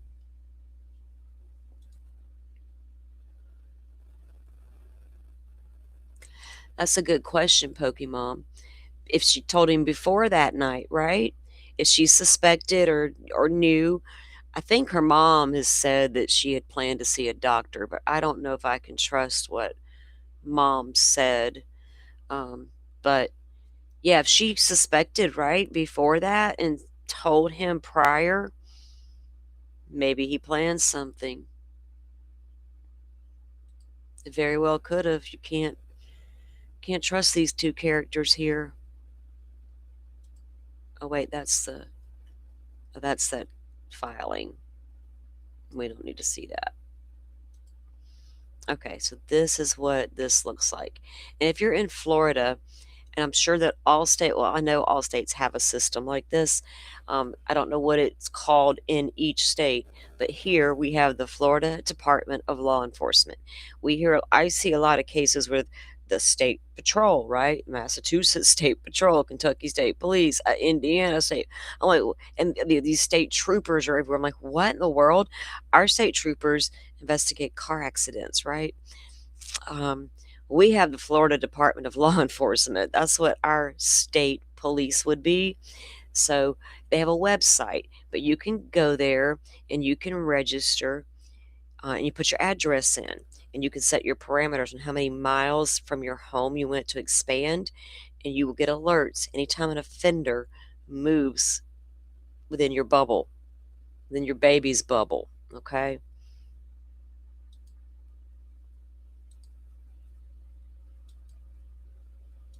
And trust me, I've been registered. Yes, sir. Give it to me. All right. So this is Mr. Sanchez, Florida Department of Law, offender, predator flyer. Yeah, I avoided saying the word because the YouTubes got mad at me again the other day. Apparently, my content wasn't suitable again. But after manual review, they decided it was okay. It's just a hassle for me each and every time. Like, that's work, man. Come on. So, Mr. Alfredo Sanchez Jr., this was just updated. So, this was September. Updated offender profile picture. Why was it? Did he get moved? Confinement? Well, I wonder where he's housed. He was born in 1976. He is a sexual offender under Florida law. Positive identification cannot be established unless a fingerprint comparison is made. Click here to track this offender. That's what you would do if you were registered. You could click it and, like, where's he at? Oh, I can probably click it and find out where his prison's at. Okay, maybe it tells me down here. Because we know Stefan's just 3 hours from me. I wonder if he's down there with Stefan. He has a tattoo in his right arm, a tattoo in his left arm. Apparently, one on each. His address information, currently Department of Corrections, incarcerated, Florida, unknown county. Well, that tells me a lot, doesn't it? If you give me the county, I could cite the institution. So they received him in February 28th, 2008. And here's his charges, okay? Unlawful sexual activity with certain minors, 16 to 17-year-olds, Escambia County, Florida. Lewd, lascivious molestation, victim 12 to 15. Old offender 18 or older, again, Escambia County. Lewd and lascivious, battery with a victim 12 to 15. And then again, a lewd and lascivious on a 12 to 15 again.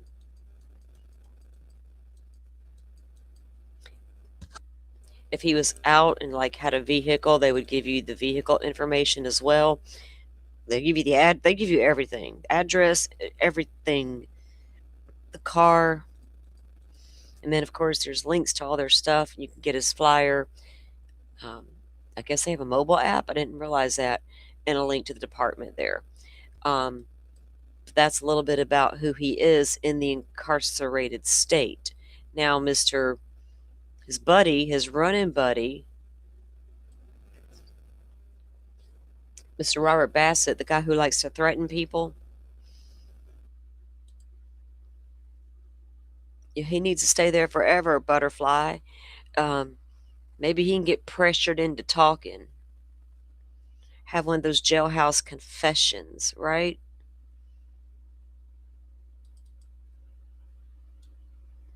Because, like she said, one of the biggest takeaways that I heard Bonnie say,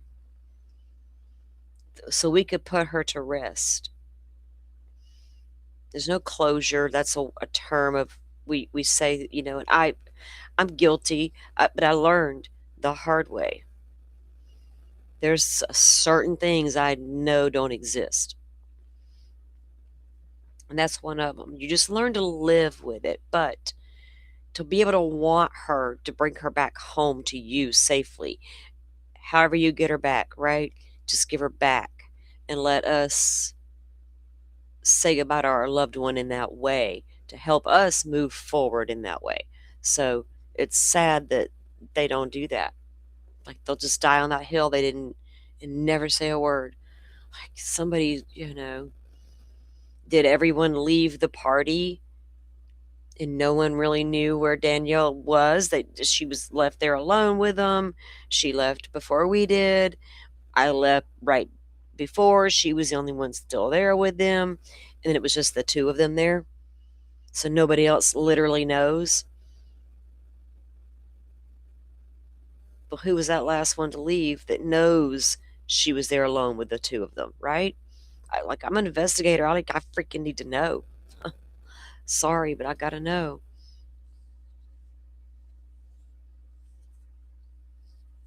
All right, let me see if I can get this other thing pulled up real quick. Because it's going to tell us a little bit more about Mr. Bell. Now, again, I would love, now that Sanchez has been charged, and I live in the great state of Florida, the sunshine state with all of our great public request laws. That case is not closed or not open anymore. He's in prison. We should be able to get some documents. What led them? I mean, I know what led them to charge him, but it's interesting to me that all that went down and he's not charged with anything else. You know what I mean? That's what I find odd. Again, is it down to an evidence thing for the state attorney's office? They look at the investigators and say, you got to bring me more? You got to bring me more. I got to make it stick.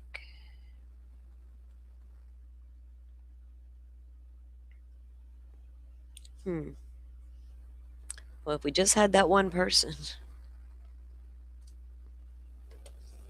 Okay, let me pull up this article. This one is it.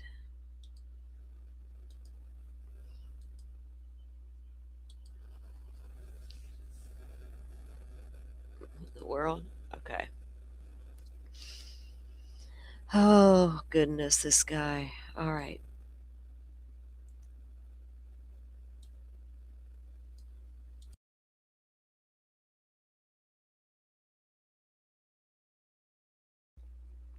Okay. All right, Cantonment man facing battery and other charges in 6 cases involving his wife and 2 other women. Oh, wow. Mister. The Cantonment man is facing multiple charges for 6 different alleged incidents, including battery, burglary, and other crimes involving his wife and 2 other women between May 5th and August 1st. Now, this is published in 2020. Robert Louis Bassett Jr., age 43, was charged with 2 felony aggravated battery causing bodily harm, battery, 2 counts of criminal mischief with property damage, burglary of a residence, and multiple violations of domestic violence injunctions. He remained in the Escambia County Jail without bond on Wednesday. An adult female told the Escambia County Sheriff's Office deputies that Bassett punched her 6 or 7 times in the face during a disturbance over $40 at a Cedar Tree Lane residence. Now, that's the house that we know they searched. Over $40? What? The victim, who was identified as a friend, suffered bleeding from the left side of her face, swollen eyes, and had marks on her face and the back of her head, according to an arrest report. He was her friend? Oh, wow.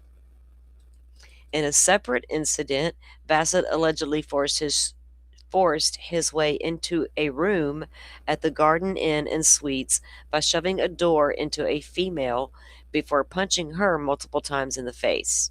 He then hit the woman multiple times with a wooden chair while claiming she stole $300 from him, according to the arrest report. I wonder how many women this dude's been beating up all these years that haven't reported it.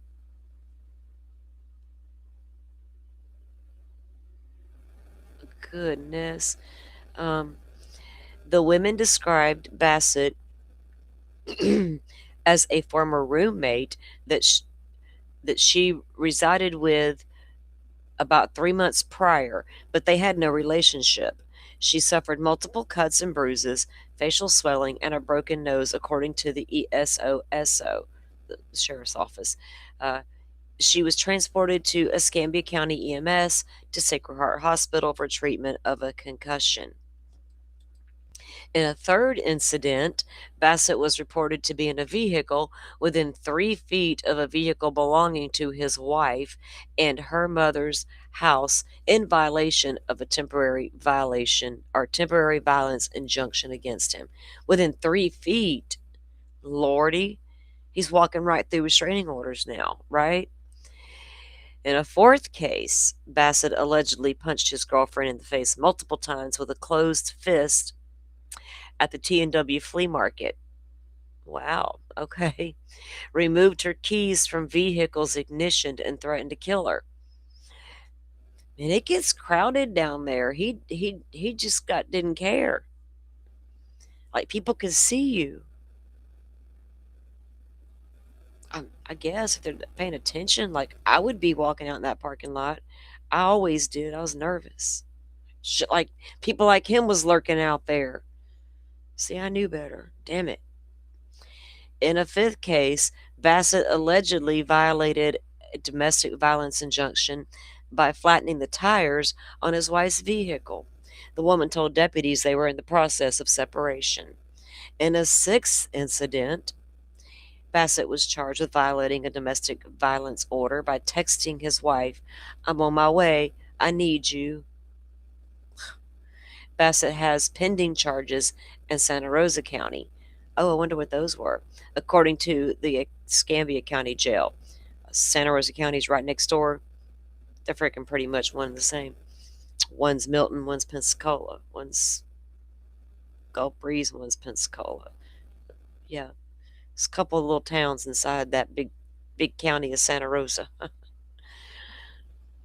Wow. Damn. These guys are not like good guys that she was hanging out with, right? That they could easily rule out, with an alibi or with, we took her home at such and such time. And I wonder also, did Danielle have a phone back then? 2001, age 14, I don't know. Did she have a phone? Was there any way that they communicated with one another, right? Did she have any text communication about the pregnancy or about them dating? Anything corroborating and backing up the claims, the accusations that, or their sexual relationship, the pregnancy would absolutely back that up, right? Because he's charged with that. So I wonder that too. What kind of, was there any digital footprint between the two of them that connected them? I don't know if he had a phone, if they ever even took a phone, right? When they found out that she was at that house, and the investigators, when investigators found out that that was the last place Danielle was at, and these two guys were the last two guys to see her, did they take their phones and do downloads of those phones right then and there? Swab them for DNA? Or at least ask them, can we? And at some point do that once you close that house down and do your thing. This could be a crime scene. I don't know what the sheriff's department was thinking. I have questions about this local sheriff's department when people go missing. Because the couple that I've learned about, like investigation wise, and I don't know much, I just know a little bit, and the missteps that were taken. And I was like, why would this be happening? Why wasn't it taken more seriously in both Danielle's case and Tiffany's case? What was actually done the minute you realize who the last people were who saw them? Just, you can't, are y'all going by just alone with them saying, oh, well, she left on her own, she walked home, or she got mad and she left, or she left with her friend, or I don't know, somebody pulled up and picked her up? In Tiffany Daniels' case, the last person she was known to see is not even alive anymore. Was never charged with anything. We'll never know. When they found Tiffany's car out on the beach, instead of shutting everything down right then and there, calling it a crime scene, and processing that vehicle, starting there, they decided to load it on a flatbed truck instead and drive it all the way down through the beach, across a 3-mile bridge into town, and park it right there in the city police department impound yard, where it sits to this day, full of mildew.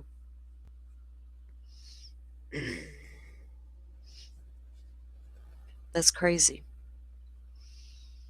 So I wonder, did they take phones? Or did they say, hey, she just left? They're like, okay, well, if you could think of anything else, give us a call. Here's our card. Sad. And you can't get into the case to find out, because like in Tiffany's case, for her mom to really get her hands on the investigation part of it, right? Like the interviews that were conducted with people that Tiffany worked with, the roommate that she had very early on, the one that's no longer with us, that roommate, things of that nature. They have no access to that because it's an open investigation. And I know that in Tiffany's case, in order to get those items, her mother has to declare her deceased, and she's not willing to do that.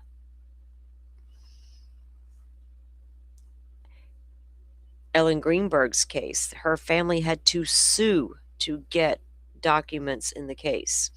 I don't think that's right, and I think it's time for us to push back as a society and be like, what's up with that? What happened to your FOIA request? Even here in Florida, what's going on with that? That's ridiculous that parents have to go through that. You can't even share. We're talking 20 years or more, and you can't share with them anything. Got to keep it close to the vest. For what? What are we keeping so close, right?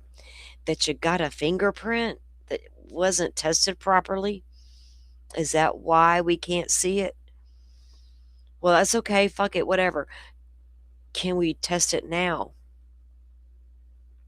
I'm willing to get past that little whatever that was y'all did, but can we do it now? Right? We got bigger things to do right this moment. We'll hold you accountable later. Don't think we're not filing that away for later. Right now we got work to do. Right? I wonder what the FDLE is doing, and what the hell happened to this panel review that is to meet weekly locally here. I wonder if the FDLE knows anything about that. Okay, I got too many questions now coming up. All right, guys. I thank each and every one of you for coming in and joining me this kind of like last minute live. Everyone come in tonight, listen to the stream, listen to Danielle's backstory here as we get ready to have Bonnie on this week and talk to us. So we'll go into, I'm sure we'll get into things a lot more in depth, and hopefully it will spark somebody to see something, say something, right? That's what we say over here in the true crime world. See something, say something. Sometimes that stuff is just so easy to say. And I also say this, and I'll get my email and I'll get the flyer, the updated flyer that Bonnie sent me. I'm going to post it again to the community tab because I think I did. I can't remember. So I'm going to post it. And this is what I've always said, like even with Sebastian Rogers' case, I'm not going to share anything about that case other than the flyer every now and then. Social media, it doesn't take but a second to share it on Facebook. I don't even really got to say anything. Missing Sebastian Rogers, share it. Because I have no dog in the hunt either way, anywhere else. But if Sebastian's out there alive, wandering around with whoever, could be anywhere, right? Share it. Share the picture. Just share the flyer, right? And maybe the person that knows something will see that flyer and go, that's that girl from that party that night. You never know.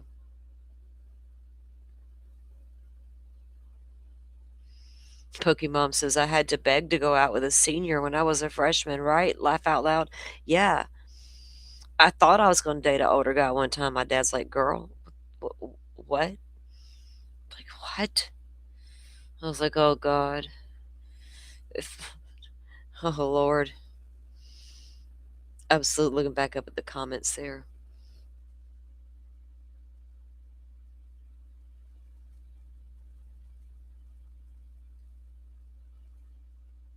It's Butterfly, it's so infuriating with these habitual offenders because they both got rap sheets, right? That were, I mean, Alfredo was out there slinging, shit on the streets. My streets, Bonnie's streets, Danielle's. Our kids live here. Damn it. You know? And we got people out there like that willing to do what he did or allegedly has done. Um, it's, it could more have been done to find them. That's what I know searches. I don't really know the details of like boots on the ground searches for Danielle, if there really was ever like um, wooded areas searched outside of maybe volunteer groups. I don't know if the police department ever really conducted like a boots on the ground search. I know in Tiffany's case, there were searches conducted that were formed, groups set up because they searched the Pensacola Beach area, Fort Pickens area heavily because the car was found out there. And I know that even out on the beach, especially out there, well, at Fort Pickens, because it's heavily wooded out there as well for the beach, if you can imagine, but it is. Rattlesnakes, I think it was 2 dogs, at least one got bit by a snake. He was okay, but I know there was a search done there, and I know a lot of where the searches were at, but I don't know much about that in Danielle's case. And I wonder if it's worth. I don't know where we would start with a fresh search now, right? For something, anything, clothing. What was she wearing that night? Was she still wearing the white shirt and the blue jeans that she wore to the beach that day for the photos with her sister before Bonnie dropped her back off at home? Did she change when she got home before she took off with Alfredo for the night? Because he came and picked her up.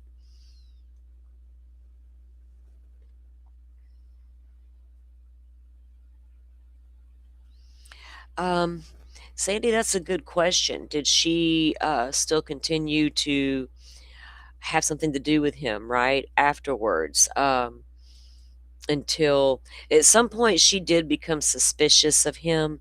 I don't really remember or have the timeline on when that occurred. Let me see if I have something here. Let me look at something really quick.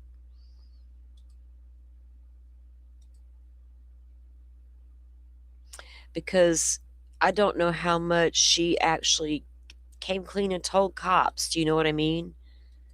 I don't know what kind of statements she actually made to law enforcement. What's in the reports? That's what I would like to see um, as well. This is it. Let me check something. Yes, this is it. Okay. All right. This is a local this news station's out of Mobile, Alabama, right next door. But they have, I think the interview might have been with ABC here out of Florida. But anyway, they did it here on this news broadcast, and I like them better as far as it's a personal thing. But this is an interview with Danielle's mother, okay? Yeah, exactly, Sandy. There's a lot of questions there, right, surrounding that. How much did she tell? So when Danielle goes missing, does she come right off the bat and tell cops she left with him? Or, and by the way, my daughter's having a relationship with him and thinks she may be pregnant. Did that come to light immediately, right? Because It should have. Okay, I'll let this play while I grab a drink real quick. Series. We take a closer look at a case involving a missing 14-year-old in Northwest Florida. Danielle Bell had been at a party when she was last seen in 2001 and seemed to vanish in thin air. Guys, I'm sorry if it's not as loud as you were used to, but it's on their end. This is an older piece, so it's not, the sound's not that great. So Case may be more than a decade old, but News 5's Haley Minogue has new information about Danielle, something her family has never wanted shared before, and allegations Danielle's mother is making about local law enforcement mishandling the case. Here's Haley. Danielle Bell was last seen at a party on the night of September 30th, 2001. I mean, I knew Friday something was not right when she did not come back, when she didn't come home, or I didn't hear from her, I mean. But by Sunday evening, I knew, and that's when I called 911. The party in the 500 block of Cedar Tree Lane was at Robert Louis Bassett Jr.'s house, who was in his mid-20s at the time. He wasn't the only older man Danielle hung around with. Alfredo Gomez Sanchez Jr., 24 at the time of Danielle's disappearance, was in a sexual relationship with Danielle. He's now serving 30 years of prison time for sex crimes committed against Danielle, in addition to other sex charges and intimidating a witness. Just weeks before her disappearance, Al told her she was pregnant, and Alfredo was the father. Danielle was scheduled for a doctor's appointment the week after she went missing. There's too much evidence and things pointing to that she was murdered that night.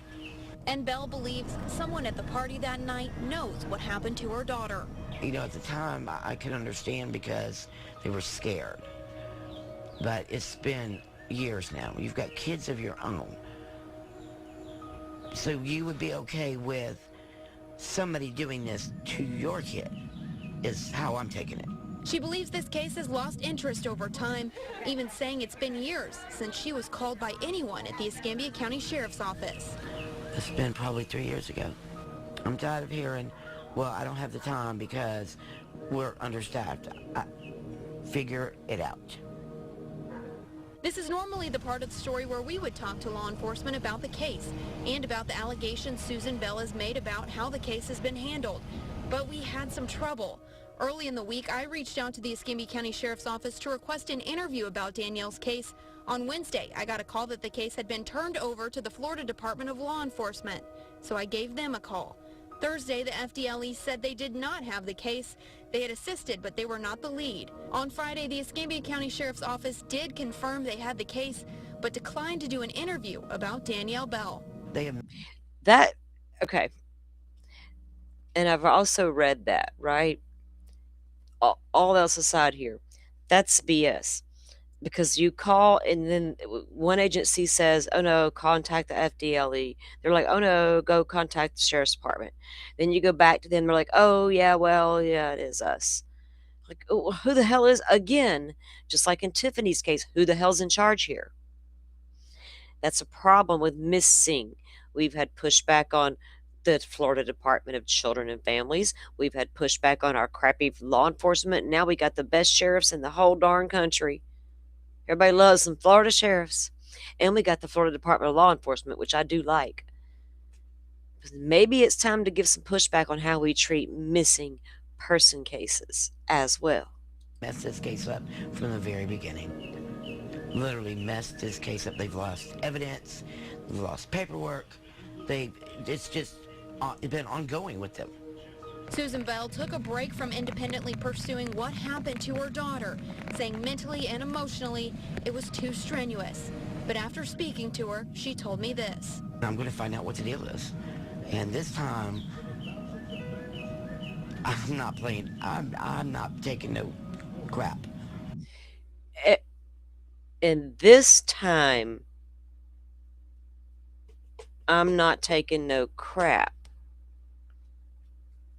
Oh boy. I'm not one of those word analysis people. But oh boy.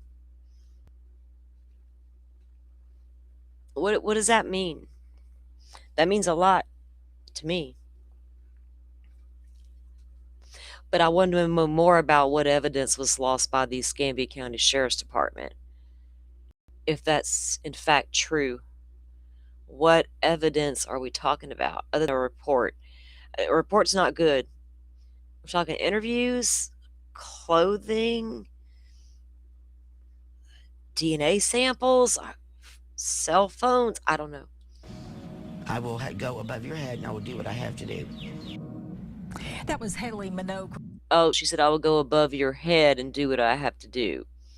She's talking about law enforcement investigators. She's got a beef with them. Interesting choice of words, Pokemon. Exactly. Who's she talking about there? Is she really talking about the cops? Yeah. We're side-eyeing you now, sis. We can't help it. That's what we do. Reporting. If you have any information about what happened to Danielle Bell, you can call the Escambia County, Florida Sheriff's Office. That number 436-9620. Well, yeah, you should call the Escambia County Sheriff's Department. Maybe also call the Florida Department of Law Enforcement too at the same time. We do got a different sheriff in town, so I do got some faith. He's pretty good. He's trying to go real hard after Danica Troy's killers. Oh, Sandy for the win. Holy Sandy. Yeah, got to get on that right now. Making note. I wonder if we can talk Plunder into doing it. I got a fundraise. I don't know how much they charge me. I wonder if what they charge for Florida jail prison calls, or if it's the same as we can get the jail calls, right? But I don't know if we can get the prison calls yet. I don't think Plunder's has she gotten prison calls on Stern's dumbass yet? But we can certainly get the ones from anything that Escambia County Jail or Santa Rosa County Jail has on this guy. How long do they retain that stuff? Probably should be forever, right? There's a lot we could actually FOIA request on Sanchez and Bassett on cases that aren't still open investigations, right? A lot there that we could actually get. But the jail calls, oh my gosh. Who was that? Who would he be talking to, right? And what was said? Because a lot of times these dummies don't think about they know they're being recorded, but for some reason in the middle of their conversations, they're like, it goes out the window and they talk anyway. Then they go back to pretending they don't want to talk because they're being recorded. It's ridiculous. Yes.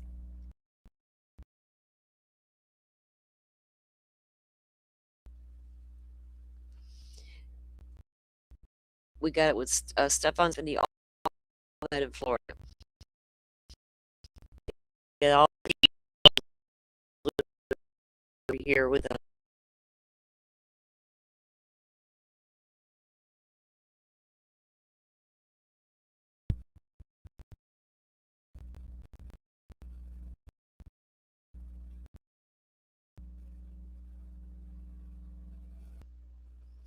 Okay, I'm going to let you go for the night. Thank you for coming. The internet's starting to go wonky. That's like the first time today. It's been running like fire all day. But or they get caught up in a debate, arguing when questioned. We get those the interrogation room videos, right? We got Stern's video too. We got all of Casey Anthony's video calls with her and her parents before she ever went to trial, right? So it'd be interesting to see what we could get on this guy. Okay, I'll be trying to make some FOIA requests and see what they come back with. Tell me.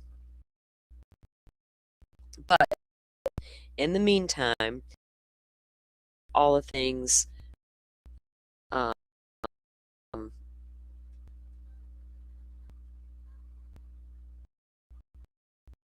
Oops.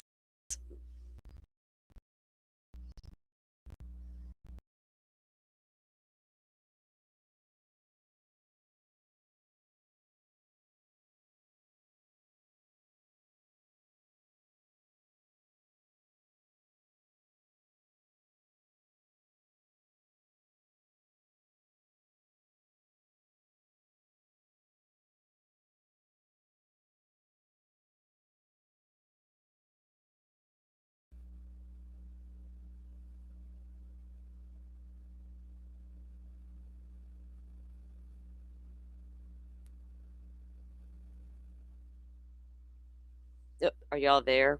I think it came back to life. It's going out on me. But I'm going to go for the night. You guys have a good night. Thanks for coming in. And yes, thanks for coming in and thanks for coming in and joining the conversation. And y'all help us get it out into the algorithm and look forward to mark your calendars, whatever. Look for the notification. I'll get it out there so y'all can turn it on. The 18th at 7:30 Central, we will have Bonnie over here to talk to us about the case, and we'll go into things a lot more in depth. And for those who are going to catch us on the replay, thank you for that as well. We're getting a lot of views lately, and I really appreciate it. And we're getting a lot on the replays as well. So thank you, thank you, thank you. All right, guys, I'm not so sure if y'all see me tomorrow. I got some plans for tomorrow for a little bit there. So if I don't see you tomorrow, I'll see you again on Tuesday probably. Until then, y'all be safe out there on those YouTube streets. Have a great night, everyone. And y'all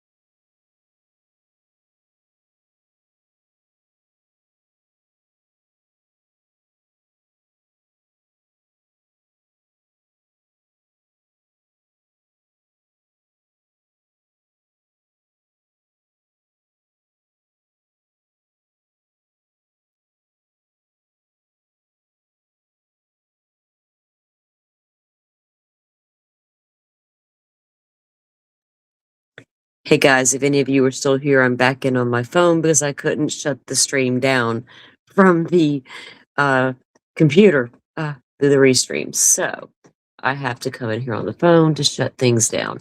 Again, thank you all for coming in. I really, really appreciate it. Everybody have a good night's rest, and we'll see you back here when I see you. Good night. Thank you all for watching this here video.